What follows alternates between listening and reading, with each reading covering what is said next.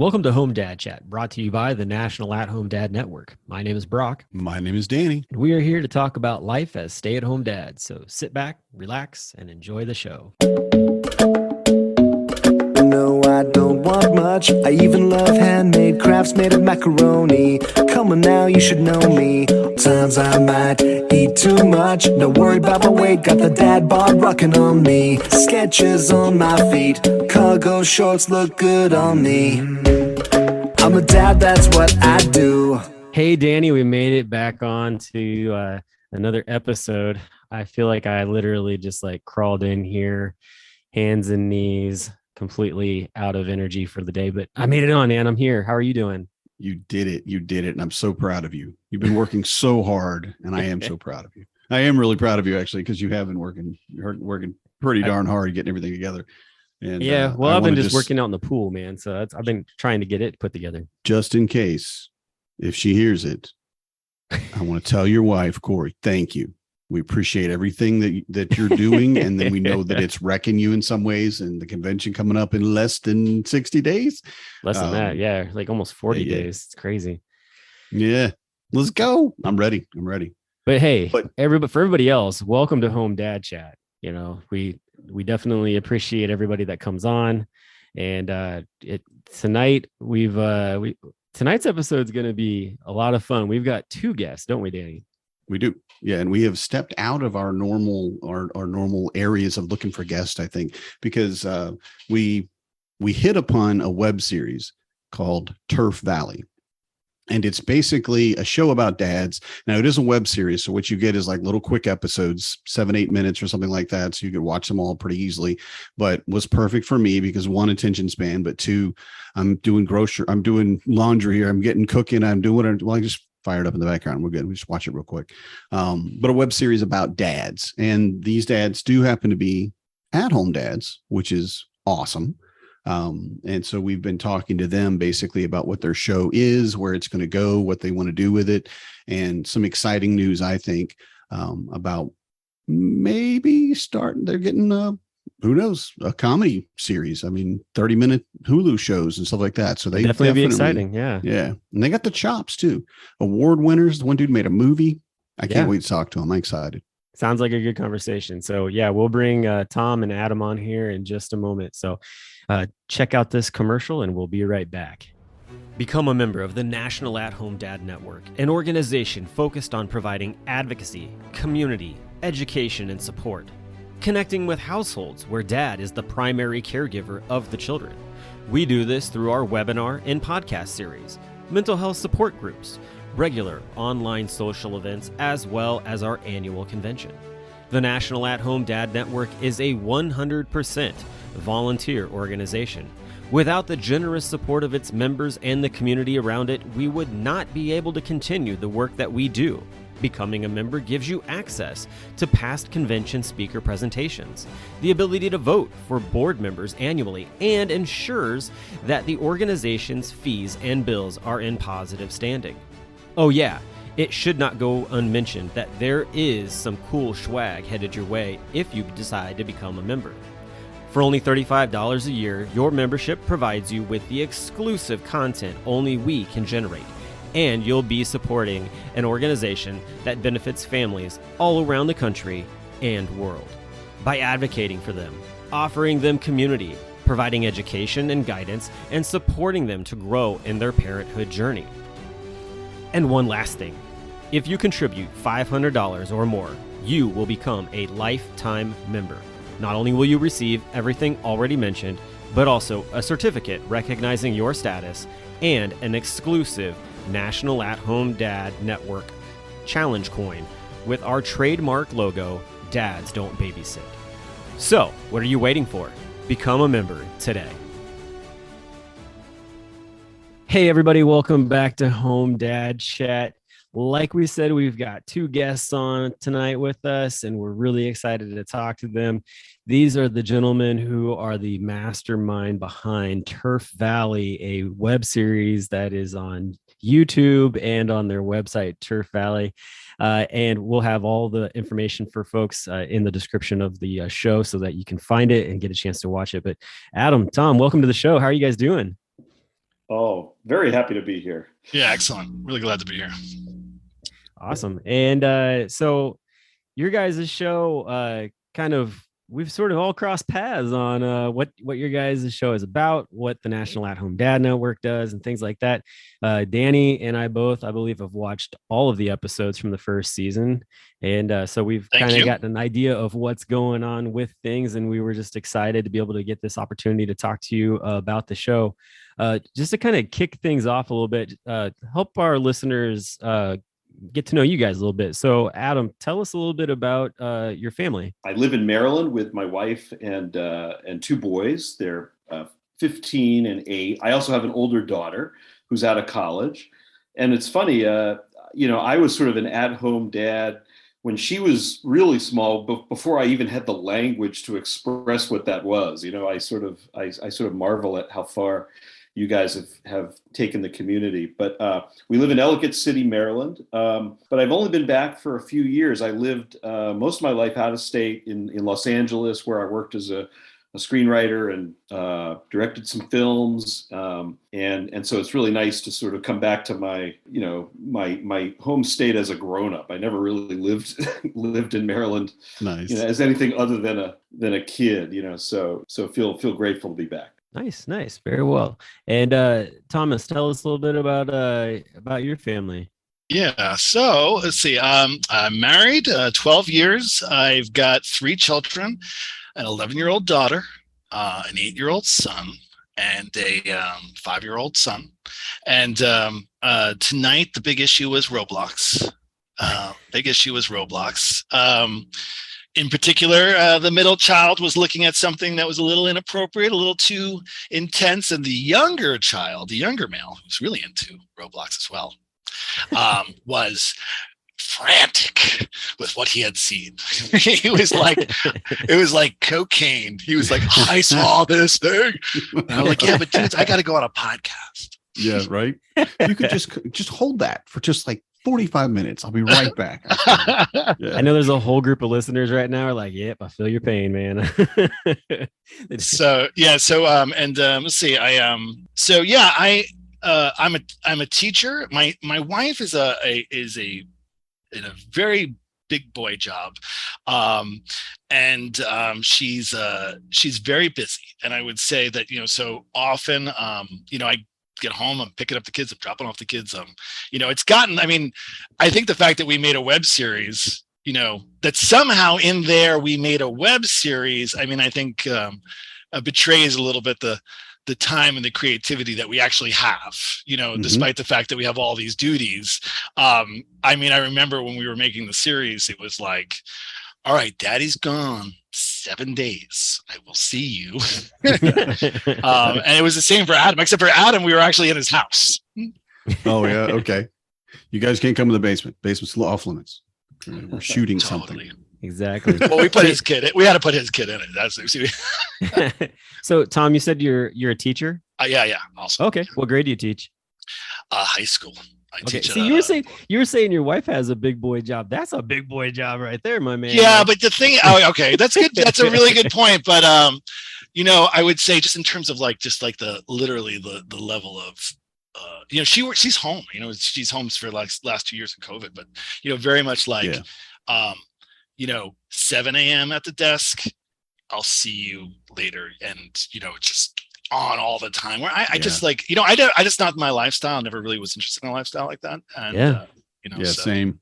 I think that's Danny and I's wives. Same way. I sense that from Danny. My wife is like type A. And I'm I was like a workaholic for a long time until I had kids, and I was like, this is not the person that I actually am. I'm just a stay-at-home dad, and I'm really much better at that. Yeah. You just, once you get through those things, and like growing up, I was told, and I reveled in get up at 5 a.m. Is the sun up? Well, you missed an hour. You need to get out there and get working. You do work all day long. And I was telling one of my kids, my oldest is 16, and this is summer, and he can sleep whenever and wherever he wants. I'm not pushing him. I'm not making anybody get up at any time. I get up when the sun comes up, but that's just how I am. But getting my kid, I told him, I said, look, this is not the way life will be. this is summer. Enjoy this. You're going to school in a couple of weeks or a month. Yeah, right. You don't know how good you have it right now because I'm paying, we are paying for your food, your clothing, everything you could possibly want. We're taking care of that. But you're going to get out there and you're going to have to get up every day. You're going to have to go to bed at a reasonable hour. You can't stay up until 3:00, and it's really actually, well, I'm very proud of him because every day since, and it's been 5 days running, which, hey, it's a streak. I'll take it. He's been up by 8, and he doesn't have to, but he knows that we're going, you got like 3 weeks. You'll be back in school. You got to get back on that. I will wake you up then. I will throw a water balloon at you. You're going to get up and get out. Yeah, like the question in our house that my wife is a high school teacher, and so like how long will that on ramp be? Like she knows like got a report for duty in a week or so, but she's been staying up late. She's like, no, I'll just like experience that painful 40-foot on ramp. That's future me's problem. Exactly. Yeah. It's fine. It's fine. And I'm kind of like, there's a scene in the show where the guys are like, one of the characters says something like, we're in the sweet, this is actually right now, we're in the sweet spot between baseball and soccer. Yeah. And this is literally that moment where the character is Jason. Yep. And he's probably the character that's a little bit more the devil on your shoulder. Mm-hmm. Every day is a character, something like that. And we're in this sweet spot right now. I'm like, man, you don't know. This is gonna get intense, baby. Right? You don't know what's coming, but it's coming. Yeah. Right. Yeah. So you guys are the creators of Turf Valley, which is a real place. That was the thing. Like, I was like, is this like an actual like neighborhood? Like, did you guys make it up or whatever? And it's an actual place because we've been talking about all kinds of things with just, the area and, just building this relationship with you guys in Turf Valley over the past few weeks. But so you're in this neighborhood. How did all that come about? Like to decide to create the web series? Because we just all of a sudden one day, just two guys standing on the corner decided to like, go at it, or how did this all come about? Yeah, both Tom and I were sort of on our paths and without knowing it, we sort of put it together. But Tom will tell sort of his journey. But for me, as I mentioned, I was living in LA. And for all the LA dads out there, you know what I'm talking about, like dropping your kid off at school. There's no grace in it. It's like landing like F-18s on an aircraft carrier. Everybody drops your child off. Doors open. Go. Exactly. With the afterburners come on, and you try to get your child as close to the curb in your automobile as you can. And so exactly. So like my whole, with my daughter and to some degree my older son, that was my life, with dropping my kids off. But when I got back here, to Ellicott City, which is like the suburb of DC, the bus stop was literally right outside my door, literally.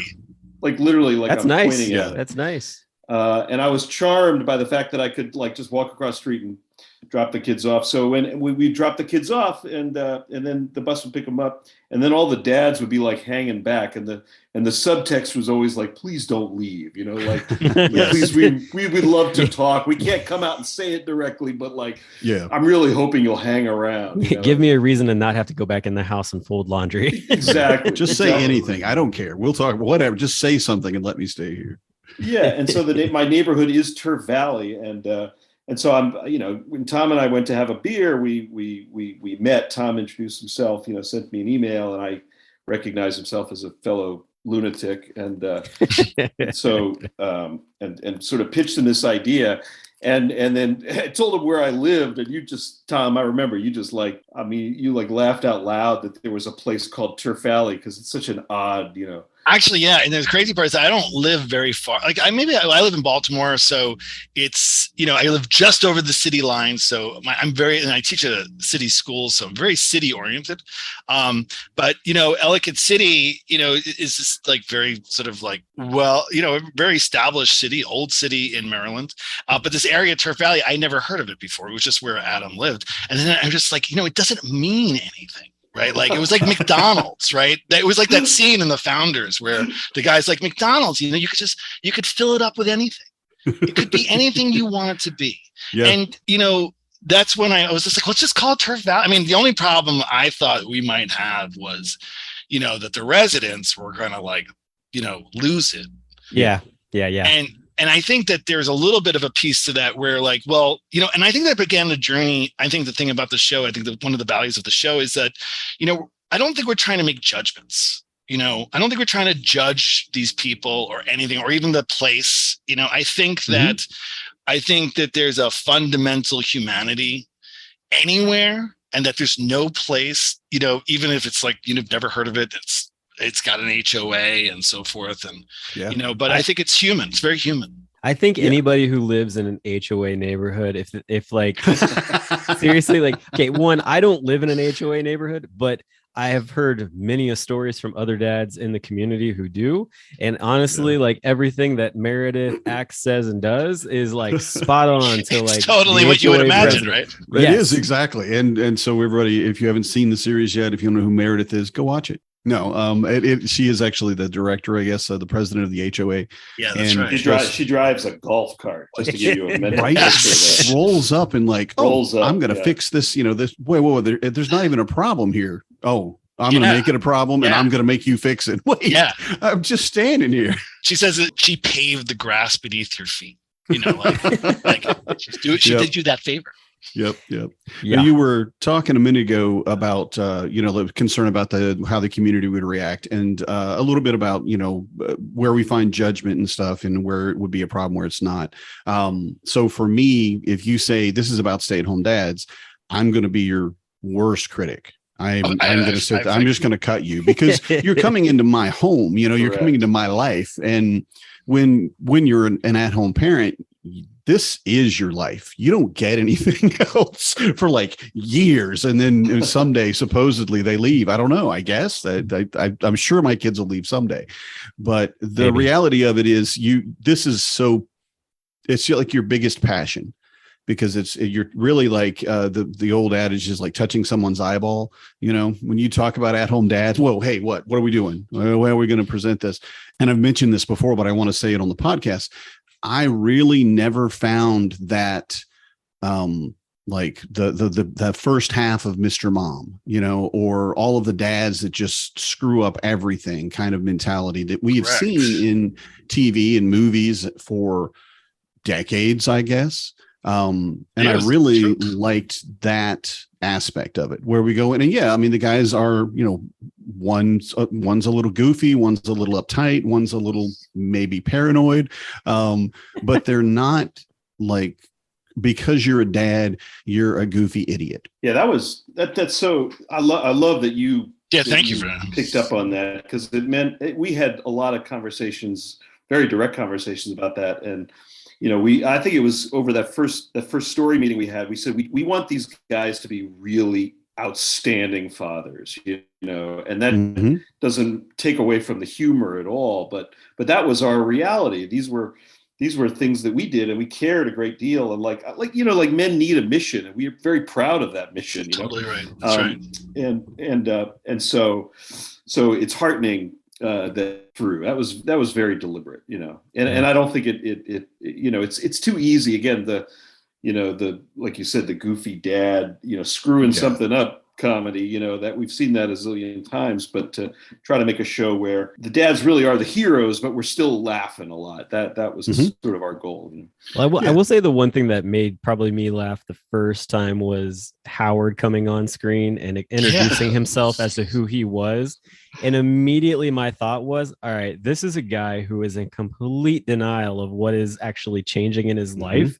And there are so many dads that we see come into the stay-at-home dad community who they're like, yeah, so here's like what's going on. And, like my wife is on, maternity leave for a certain amount of time, and so I'm home with her, and we're trying to figure this whole thing out. So I thought I would join the group or whatever. And we're just like, dude, like just go ahead, rip the Band-Aid off. Just rip the Band-Aid off, man, and just you're here. Like, trust me, like she's gonna go back to work, and you're gonna be here, and it's gonna be okay, because we're right here with you, kind of deal. Right. We love that character too, because he to visualize that, like he's wearing a suit, like he has Oh, still yeah. has to Yeah, dress that's right. up, you know, all to- the time. to convince himself that he's still like He's on indefinite paternity leave forever. yeah, exactly. He's pushing a stroller throughout almost every episode and in Yeah. a suit, and it's just glorious because because so much of what we do in our lives as men comes down to paycheck.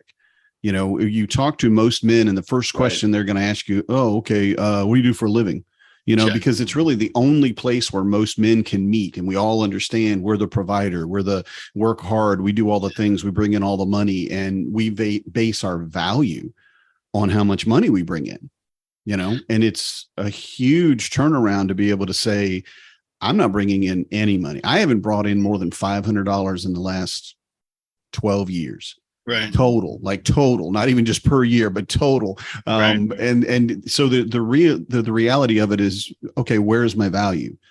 What am I doing here? Why am I doing this thing? And I will say Howard actually said it when they were talking about being a sad. I don't remember which episode it is. I'm sure you guys can find it, but I wrote it down so I forget. But he's like, I'm not a sad, but I know how you feel. Yeah. You're lost and purposeless, just watching your own children, and you're overeducated and underutilized.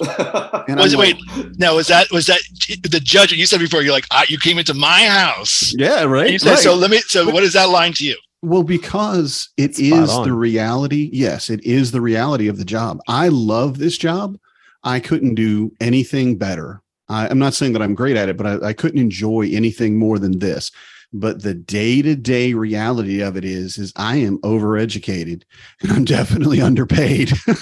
Oh You yeah, know? there's lots of dads So- like that. That's the thing. Yeah. Like, I It mean, hit we've- the nail right on the head. there's dads that have been a part of the National At Home Dad Network and still are, who are rocket scientists or who are just like big, like the scientists in general, or they've done other things that are unbelievable. Like, one guy in particular that I think of, I'm not going to say his name because I don't need Elon Musk coming at me, but there's one guy who he was a stay-at-home dad for a little while, and then he was looking for work, and he ended up getting hired to basically be a part of Elon Musk's team that like launches rockets. Mm-hmm. But Absolutely. at any time, like if he had to come back to it, like he'd be right back in stay-at-home dad mode. And I know this talking to him, like there's some days where he wishes that he was a stay-at-home dad because he works crazy hours.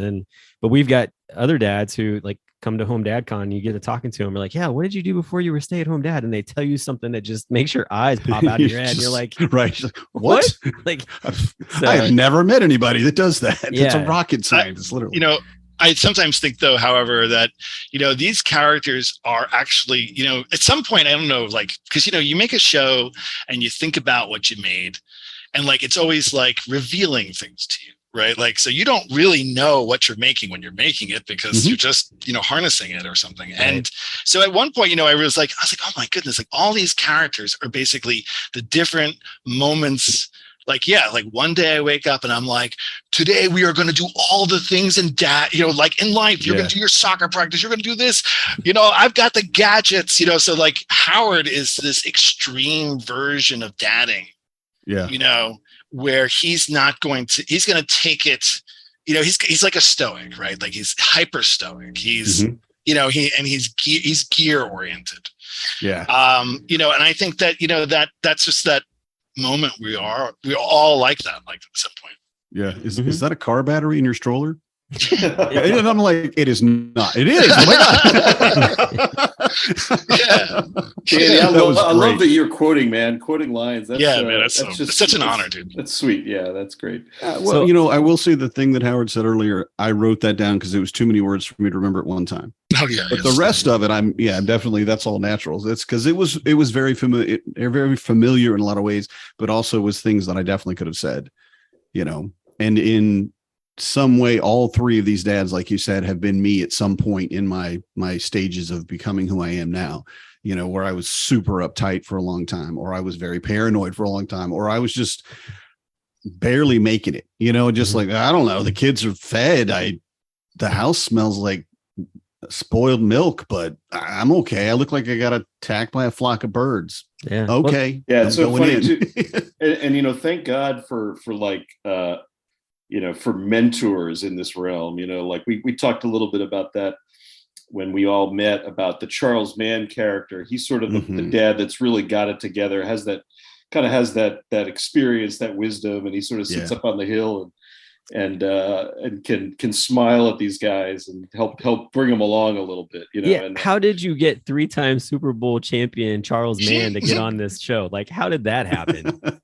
well, the genesis of it was, this was, again, so many of these stories are, you know, happened on some level, and then we sort of put them into the show. And one of the reasons we're excited to be on your show is to hopefully hear, you know, from some dads eventually out there across the country, you know, for ideas. You know, that's how we get our inspiration. But anyway, this happened on the corner right out there.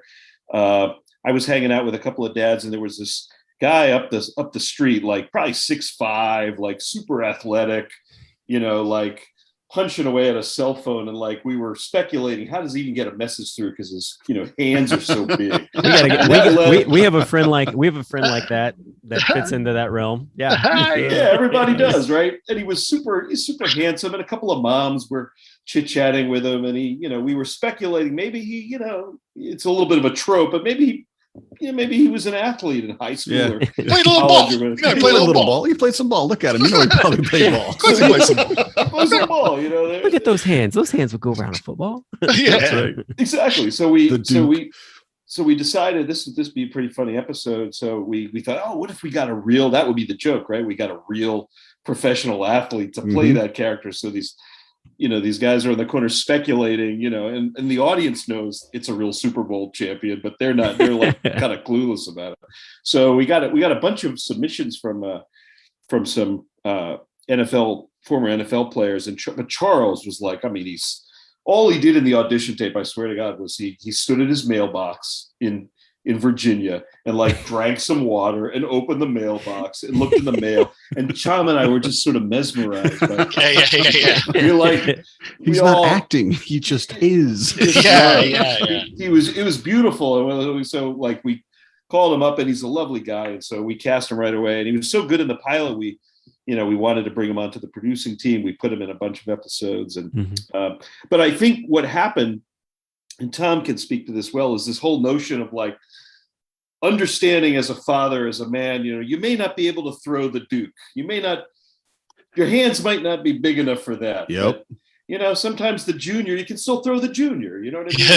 Yeah, exactly. It's a metaphor for something. And it's a gesture, you know, and then, so, I mean, I think that's another thing. Like, you know, the guys, you know, they're dads, but they're also like, they don't talk like normal people. I mean, they are a little bit, their language is a little heightened, you know, they're like, everything's emblematic. And, you know, Charles Mann, but the truth is that, you know, the thing is you make a connection with a guy like Charles Mann, and, you know, what you find out is like that guy, you know, he's gone through football, he's raised his family, he's got, you know, he's still an active dad. You know, he's just a man of just tremendous character. And so you're back to the same game, right? Which is like, you know, thinking about your role in life, and, you know, who you want to be, what you want to do. And you know, it's just like, it's all, you know, it was a great honor to make the show. That's a really good point, Tom. He often would tell us, he's like, most of the world knows me for the 11 or 12 years I did this one thing. Right. He's like, but that was 35 years ago. I've had a whole life since then. And so you guys are bringing up the question of, again, as identity and fatherhood, and, you know, how that changes. And I think now, you know, I'm much more willing to accept that changes in my life. You know, it's okay that you're this for a while and this for a while, and you do this for a while, as opposed to my dad's generation, where he went to work, he worked at this company, and the expectation was you would stay there for 30 or 40 years. And then if that stops, well, what does that mean about who I am and my value, you know? So I think, true. I think all these things are sort of, again, it's primarily comedy, but these things are underneath. And I think that gives it a kind of a nice feel. Oh yeah, definitely. Yeah. Well, I mean, like, I know, you know, the things that we did, you know, as as men before we had kids, you know, that kind of thing.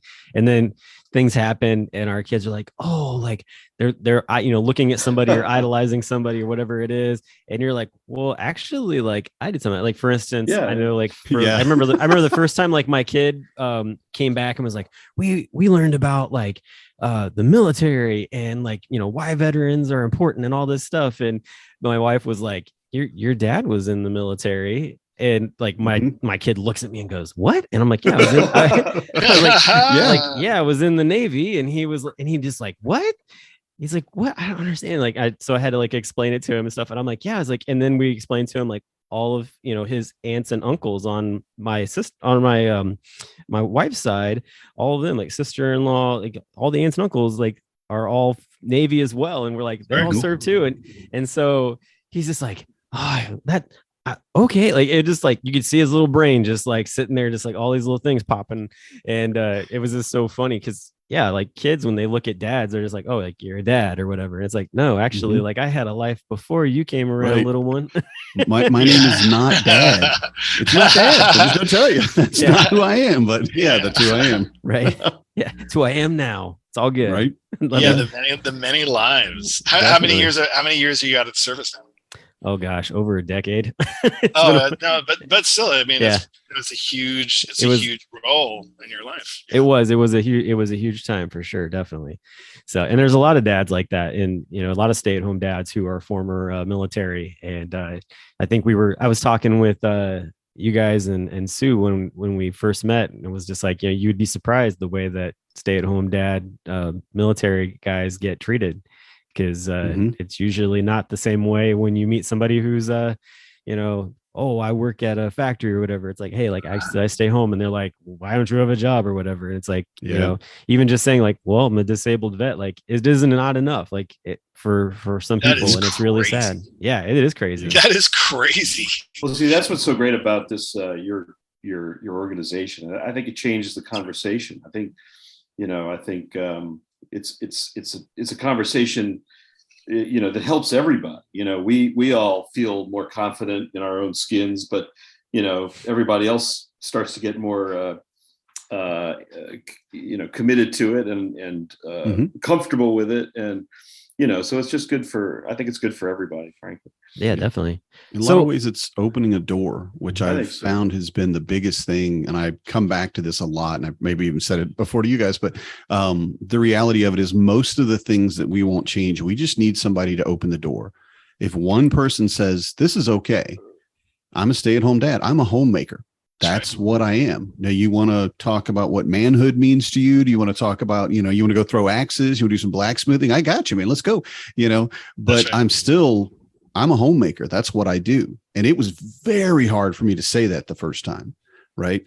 But once you do it, and once you were around other dads who are active, who are involved, who love their kids, even if they're working full time, but they're there for the ball games, or they're there for the plays, or they're there for the art project help, or whatever it is, having that dad that's in your community, and you look and say, wow, Bob's at every single soccer game, and he's involved. He's listening. He's yelling to his kids, you know, encouraging and not trying to, you know, just degrade them and whatever. But once you have one dad and then another, and it just kind of opens that door so that everybody's like, yeah, we used to be, again, 40, 50 years in a gold watch. That's where our life is. I'm going to stick with, you know, I'm going to go to AT&T. I'm going to stay there for 45 years until I get my pension, get my gold watch, and then I'm retiring. And that's who we had to be, I feel, in the life of our country and the life of who we are as fathers. But we've moved out of that in so many ways. And so now we have the option, really, the ability to say, I love my kids. I love my wife. You know, there's nothing wrong with that. And being able to say, what are you doing Friday night? Oh, my kid's got to play. I'm going to go, they're the Beast and Beauty and the Beast or something. And it not be oh, I'm sorry. You know, it's, oh, you're not a man anymore. Well, no, I am a man, but I'm a dad. You know? So, yeah.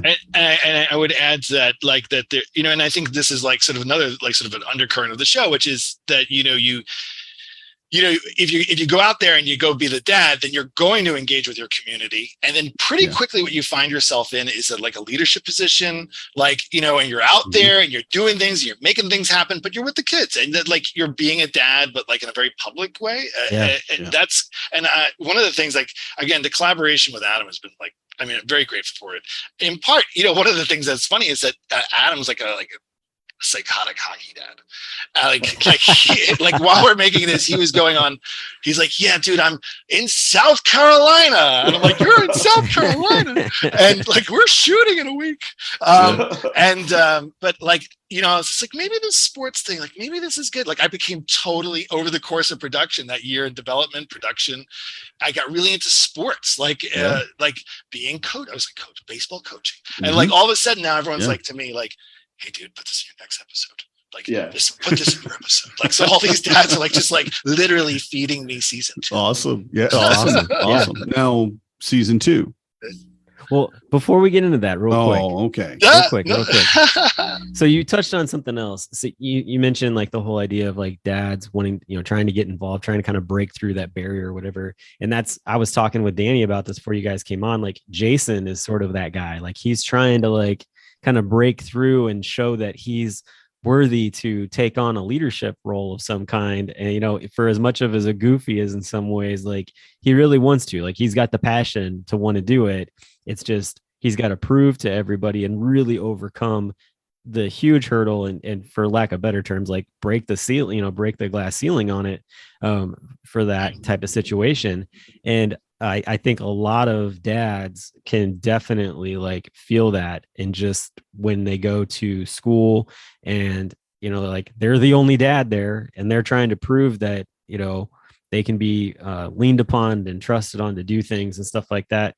And we've talked about this on the show before. That's something that like I've spent a lot of time at my kids' school doing, to the point where I have teachers now that don't even ask the janitor or look for the janitor. They just look to me and they're like, "Brock, you know where this is at?" And I'm like, "Yeah." And like, I go get it and bring it back. Like they just know that they can trust me to like get things done. That's awesome. But it's taken multiple years of doing that and really just being there. And, you know, you mentioned like the guys that, you know, for baseball and stuff, like that's the kind of things I also get involved in, or like the instructional basketball and baseball and, you know, all those kind of fun things where you work with the kids, you get to know the parents a little bit.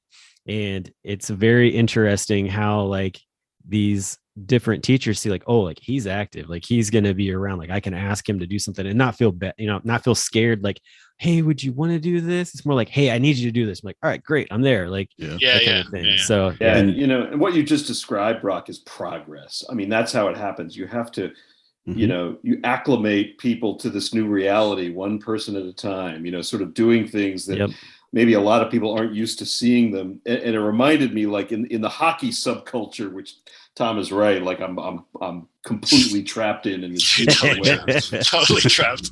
Whenever, like, oftentimes the manager of the team will be a dad, you know, often, and but you call them team mom, and it's this interesting paradox, you know, that you're and what's cool about that is you're sort of embracing and winking at the stereotype, right? You know, you know, you're doing what always were considered mom things, you know, like being, you know, supportive and informational and taking care of hotel reservations and doing all these things. But you're a man doing it, and it's sort of like, again, it's funny, but it's shattering the stereotype at the same time. I don't know that Gordon Bombay would like being called. I just gonna put that out there. I don't think he would like that. Well, you know, progress. That was a hockey reference, but I didn't get it. Progress is slow, you know. Mighty Ducks, man. Mighty Ducks. But you know, that's what you have to do, and that's where art. I mean, that's like Frank. You know, that's what TV shows and movies and great, you know, entertaining things can do. They kind of, to use your phrase, Danny, they kind of help open the door, and then they make you laugh, they make you smile, they make you feel something, and you know, over time, you're like, yeah, that's all totally normal and cool, and it's you're no longer the exception. It's at-home dads become, you know, completely accepted in mainstream and all those things. Yeah, definitely. Yeah. All right, so I mean, Danny, it's- you were go ahead, and I want you to figure out how to get back into the season 2 conversation. But go ahead and say well, what you're gonna say. I know how to do it. I know how to do it because this is how I do. This is how I do everything in life. Guys, is there going to be a season 2? I mean, here's the first thing I want to say is that, like, yeah, we do all this dad stuff, but literally season 2 could write itself instantly. I mean, we've been working, we're thinking about it all the time. It's time in our talk. I think that we're not done delivering this baby, I mean, like basically, and getting people to watch the show, to subscribe, to, getting those views, that's a job. That's a job right now that we're doing, and getting the word out there. There's a lot of stuff to watch, there's a lot of stuff you could listen to, but, when we used to say to the sponsors, I think it's important, which is like, you can't, like, not everybody can have a favorite show, but not everybody gets to be a part of making one.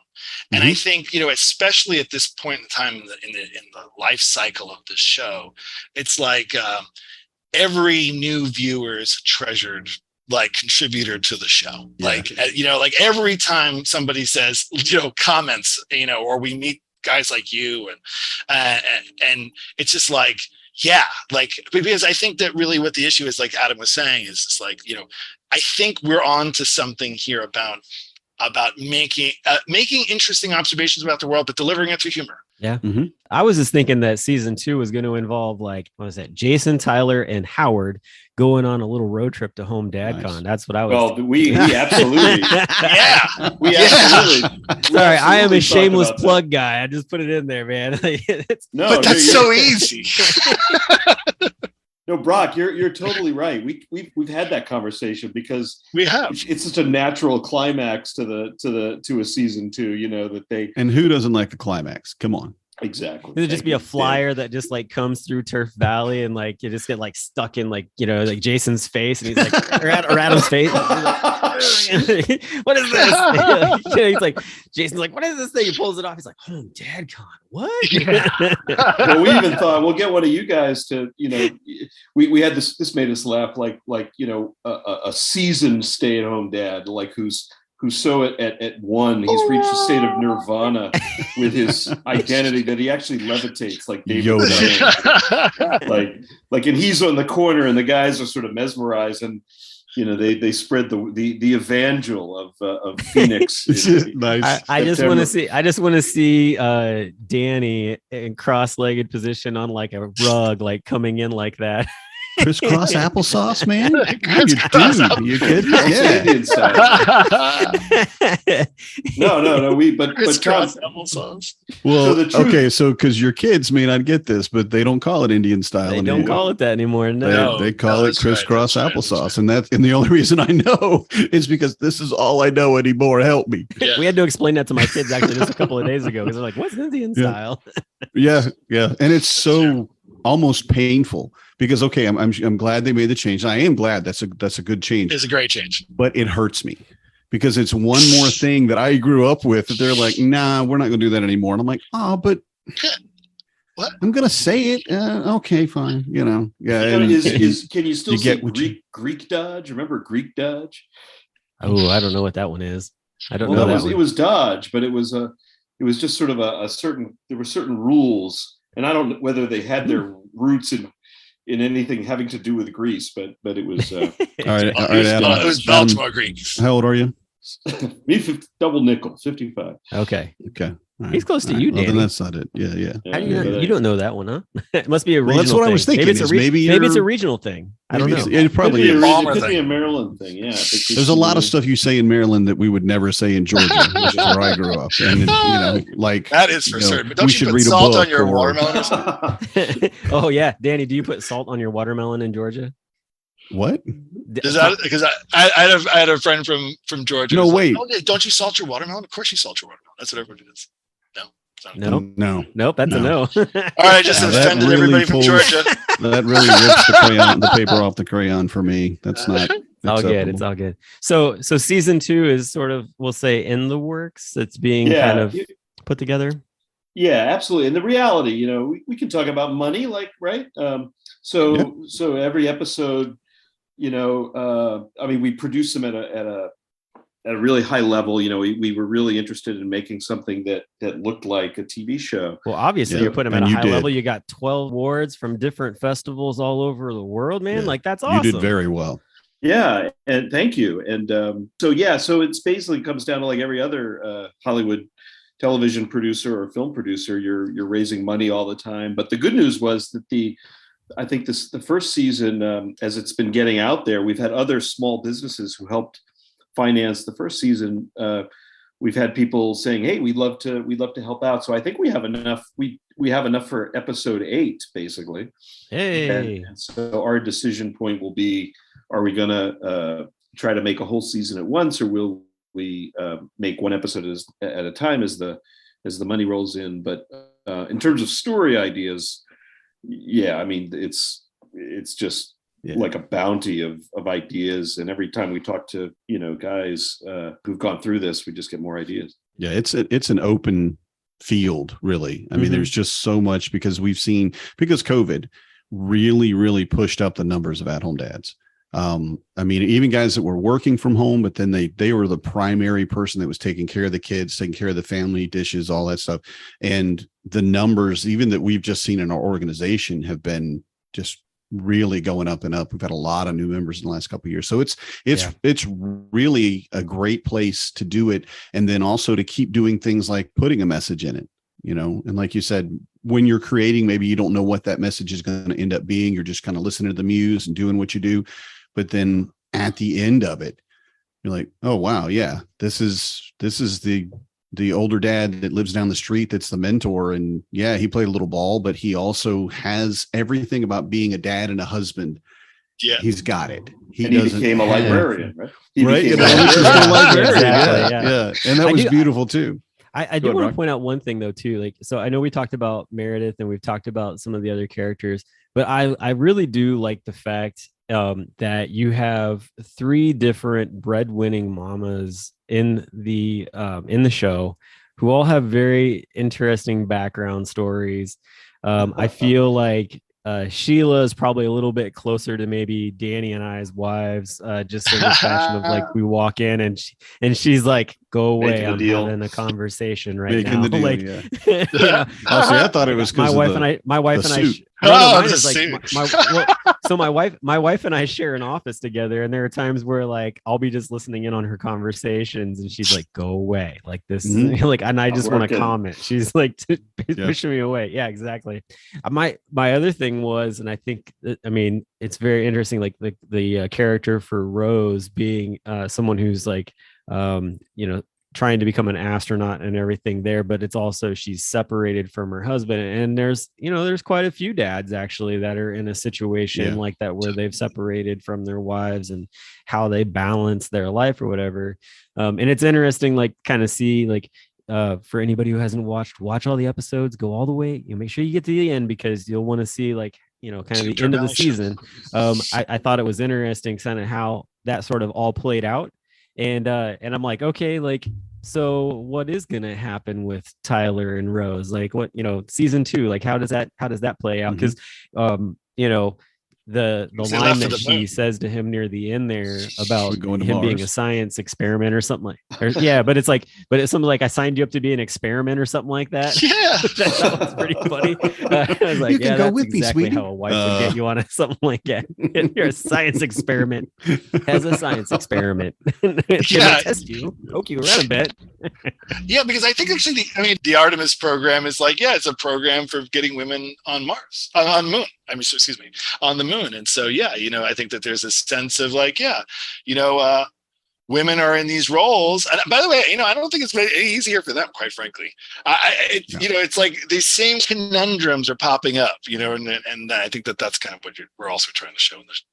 Oh yeah, definitely. The actresses we hired, they're so great, but they had that same reaction. They were like, they appreciated that we weren't trying to make them perfect. They have these great careers, and we're sort of in awe of them, but they're also, they got all these funny flaws, and they're, and so I think that we sort of discovered that along the way, that you really can't fully tell the at-home dad story without them, and 100%. Great. And I And so- appreciate that too. Like, that's the thing. Like, I mean, our wives, like, we talk about them all the time on the show. We've had them on the show actually with us Great. to talk to, Great. other dads about just like how to, how to be on the same page with your spouse that's the breadwinner in the family. But I love the fact that all three of these ladies have these very interesting, quirky characters, just like their husbands, who are also very quirky at the same time. And you get to see just sort of how it all plays out. And, you find out that honestly, like Jason's wife is not too much different than he is, honestly, when it comes to wanting to hang out and, really just like cut loose and stuff like that. So I thought, just things like that are really neat to see, because like, yeah, a lot of times we don't actually get to meet our friends' wives and stuff. Like, we do a dad lounge hangout, like a Zoom hangout twice a week. And, occasionally you might get to maybe see one of their, see their spouse come through or something like that. My wife is one, she's like a WWE wrestling person. Like she's got to run in every single time where she's got to be, she's talking to all the guys and stuff. But I love the fact. I was picturing a folding. But it's just chair. one of those things. It's like you get to meet each other. Well, and they're hot for sometimes, each other, Danny, too. sometimes. Yeah, exactly.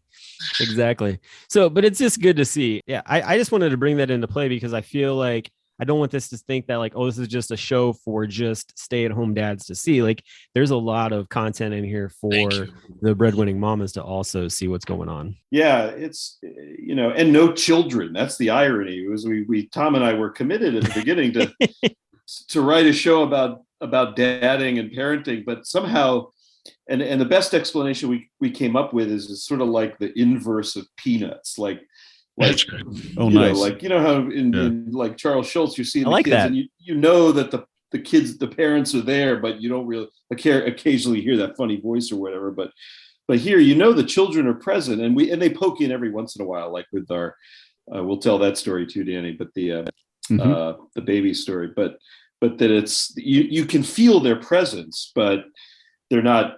That's not really the focus of the story. It's about all these other interesting things, community. Well, and it does speak to being a person beyond being the at-home parent. That's right. Mm-hmm. Having your own thoughts, having your own, desires, wishes, wants, and whatever things that in the sacrifices really that you have to make as a parent are there. Yeah, that you're never going to get around that. But the reality of it is, like we said earlier, okay, I'm at the bus stop. Please, somebody talk to me. I don't care about what. Can we talk about anything? You want to talk about animal husbandry? I don't care. We want to go to Mars. Let's talk about Mars. Let's talk about, I don't care. I'll tell you what you're not going to talk about. You're not going to talk about your kids. I mean, you might. Actually, it's not true. You might. Yeah. No, Yeah, you might. But you might Yeah. not. I mean, it's just so ubiquitous. It is so all around you. It's like, we don't talk about oxygen all that much, I mean, unless it's not there.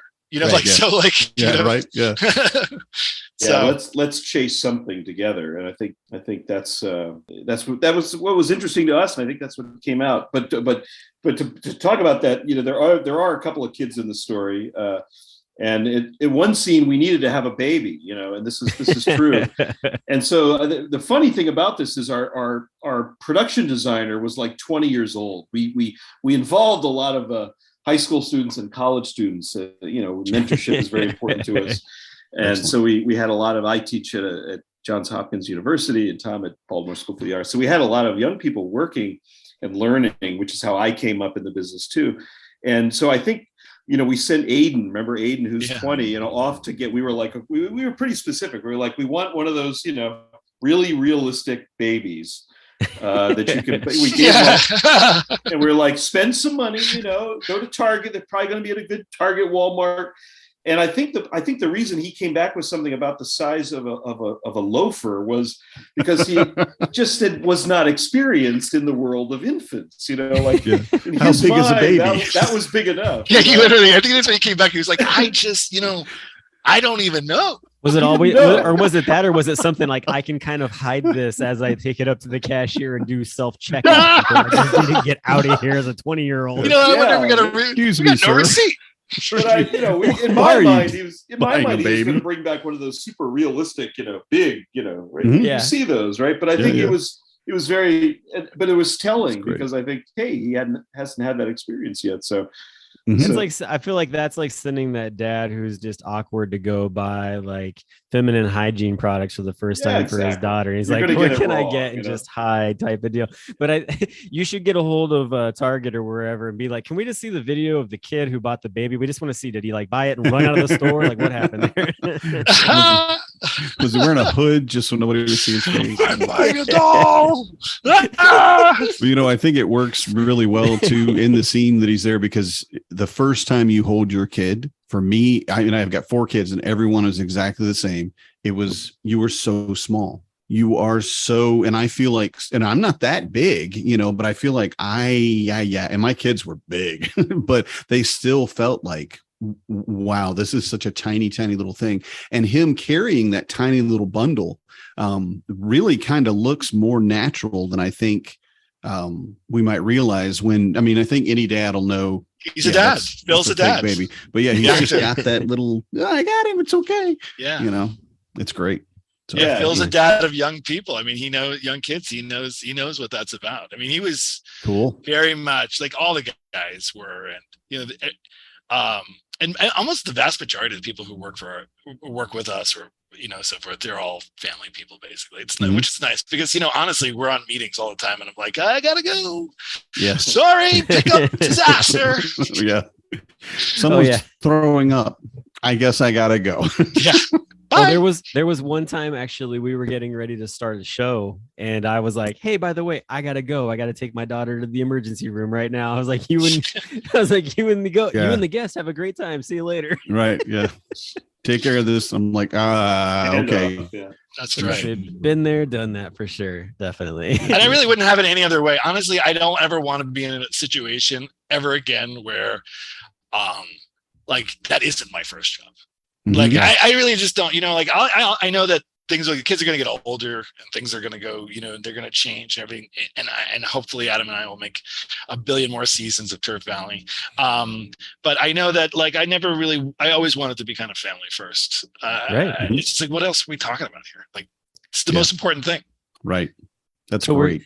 So we're coming up against the wall on time. I wanted to ask a couple of interesting questions for you guys. So one, it is true you guys are sponsors for Home Dad. You guys have signed on to be part of the sponsorship for Home DadCon, which thank you so much. Thank I'm you. super excited to Absolutely. have So you much. guys We're very a part of excited. that. And then No-brainer. with that, like, are you two coming to the convention, or are you sending Howard, Jason, or Tyler with the like? Who's coming? Like, because you Are you guys got coming? a couple of tickets, right? Because Isn't there a couple? Tom, of you and I are tickets or going to something hug. like I don't know if you know this. I don't know if you can tell this already, but we're going to hug. that? You know this. It's coming because it's Yeah, just brother.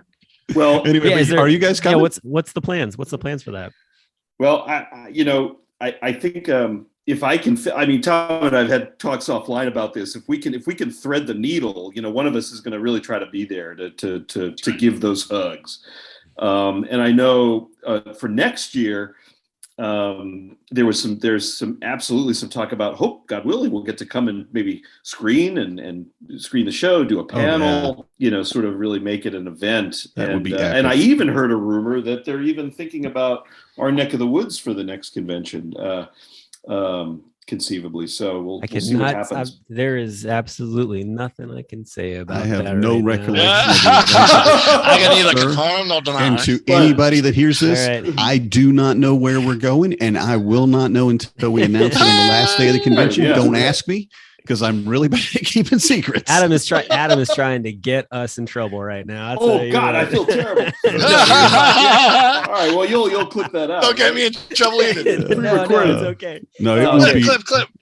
You just Yeah, I get all gotta the stop you just get all the talking. guy you just get all the listeners all like kind of we'll just start getting all kinds of Get a messages from kerfluffle, just- for yeah. sure. We're going to Maryland. All right, snip. But I got to tell you, I was so tickled to death that you guys have a convention. That's so awesome, you know. And I remember it got our attention fast. I'm like, you know, this is an organization that is really putting some good into the world, and so one of us is going to try to be there for at least one day, but we're absolutely committed to next year's. Hopefully, we'll bring season 1 and some more episodes, Yeah, Yeah. that would be awesome. and Well, talk that's cool. about it. And I just meet some more dads. I mean, and I meet think some more that, dads. I mean, listen, I think that's like, as I've come to get to know your network, like it is so important to be with other people doing the work that you're doing. Like that is absolutely clear to me. The other day, the guy who I hang out with, my buddy, we used to drink and have great old times. And now he's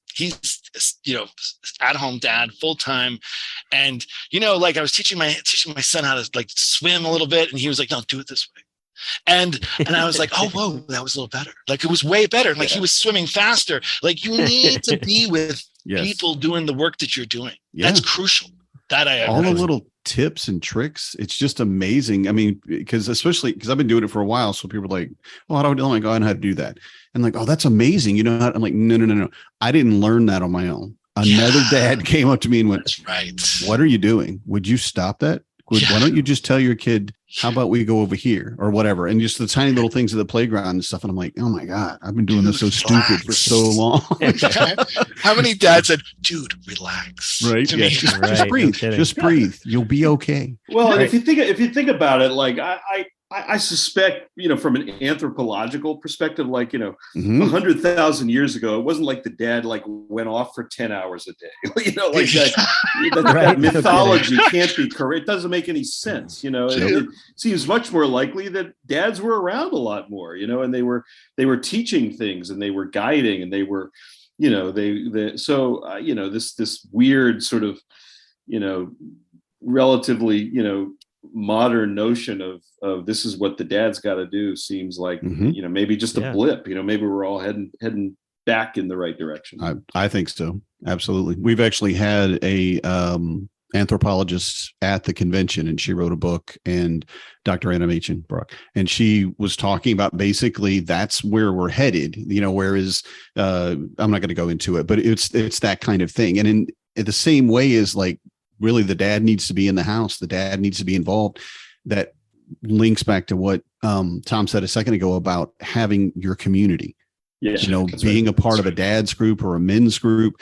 We're built to be in a community. We may be apex predators, yes, absolutely, but we're herd animals. We really are. We're pack animals. We need the people around us to just not to get too, but like iron sharpens iron, right? Yep. You're bouncing those things off of another person that can look at you and go, yeah, I know right where you are, but you need to get out of that spot, or you need to, That's right. Why don't you pick up that rock, instead of trying to just push it or whatever. And that need is, and I feel is a part of who we are as human beings, like you said, and being a dad involved with my kids, that's natural to me. Well, it's so funny you said that. The iron sharpens iron. I happen to catch like Conan. Remember that movie back? Oh yeah, like Conan. Love Conan was the on the other day. Yeah, that was on the other day. And there's this great scene where Conan's dad is talking to him about steel. Like, and you know what? It wasn't like at night after he got home from work. It was like the middle of the day. Conan's dad was there, man. Yeah. It was an actual Nice. It wasn't like a Saturday. It was like just another day. Okay, come back. Teach you about steel. Yeah. Right. All right, guys. I've got 15 minutes. You're going to learn about the riddle of steel. Is everybody ready? And I got to go back to work. And I would add just to what you were saying is that, and I think the podcast, obviously, like, and this is actually not a plug. Like, thank goodness we live in the world where you have podcasts, where like, I've listened to your podcast. I've heard you guys are like, warm, friendly voices in a time for people. I just like, listen, you don't have to be alone, but go to the. Yeah, definitely. All right. So I got two fun kind of questions. One, Adam, behind you, I've been looking, and for anybody who's just listening to this, like go on the YouTube and you'll see this. So you have a yellow paper behind you with Turf Valley, but it's got a couple other edit things because like you only get to see like the letters, it seems like, but this seems like a extended version of your logo. Like almost looks like a vinyl record album in a way. Like it's right. Like Turf Valley, the band, the college band that never got signed or something. Like what's the story about that, man? That's really cool. Well, yeah, and there is a story, and so we were working with a really talented artist, Emma Ayala, when we were first starting to write, and we wanted to come up with a logo. And she showed us like 5 or 6, and they were all really good. But then she's like, "Oh, I have this really weird one. I don't know how you're going to feel about it." And it was this stuff, right? These dads kind of on the wire, and we were like, "Oh my God, that's it. That's how you feel, right?" That's t-shirt worthy right there. That's what that is. Well, and the website store is being built, and you'll be able to buy a t-shirt. I am a yellow. Yeah. Oh, sure. with that design on it. With that design on it and a mug, yes. You'll be able to get a lot of that stuff. It's close to being up and ready. Cool. But we, if you guys are Hitchcock fans, this also reminded us of a lot of that graphic sensibility by Saul Bass back in the day. Right. Definitely. Yeah. I just kept seeing it in the background. I'm like, all right, eventually somehow I'm going to ask like, what's the deal with that picture? There's a stroller. Even that's what I saw first. Yeah. As soon as because it was blocking, your shoulder was blocking the stroller until you pull it up. Like, yeah, that's right. Stroller up on the wire with you. Yeah. You go everywhere with your baby. It's all there. Yeah. It was a good example. It was a good example of how something visual can inspire, something non-visual like dialogue. It just made us feel a certain way. But anyway, it's great question. And then Tom, do you have, is it Flat Top from Dick Tracy behind you in a picture? No. This is a drawing from of Dylan Thomas, the poet. Okay. And this drawing is from March 18th, 19th, 1966 at 8:30 p.m. At Bryn Mawr College. That's very precise.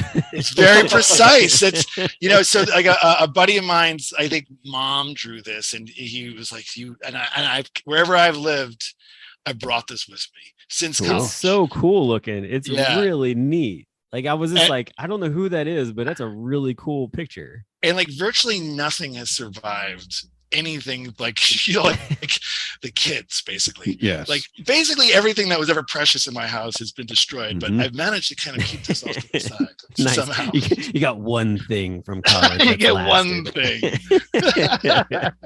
That's awesome, man.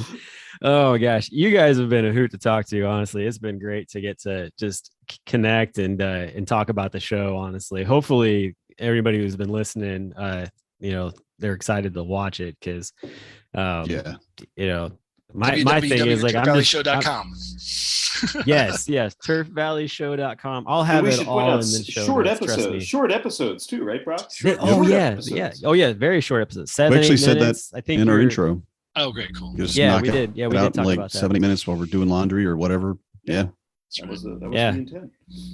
So and well done. You guys hit every target you were aiming at, as far as I'm concerned. Good work.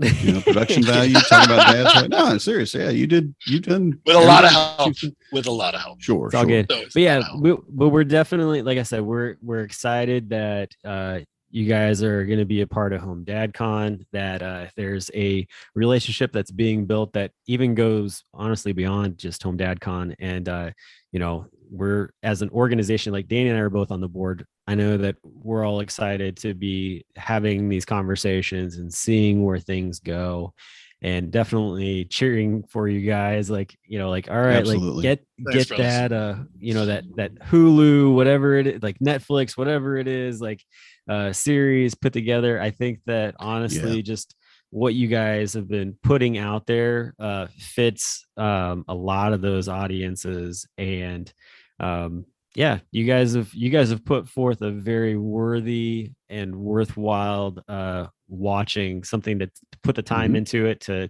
hey, I'm going to cut 15-30 minutes out of my day to watch these, and it's totally worth it. Yeah. Oh man, that's the epic. Best, dude. And by the way, if we may be so presumptuous, I mean, we would love anyone in your audience who has a story, who has something funny, something insightful.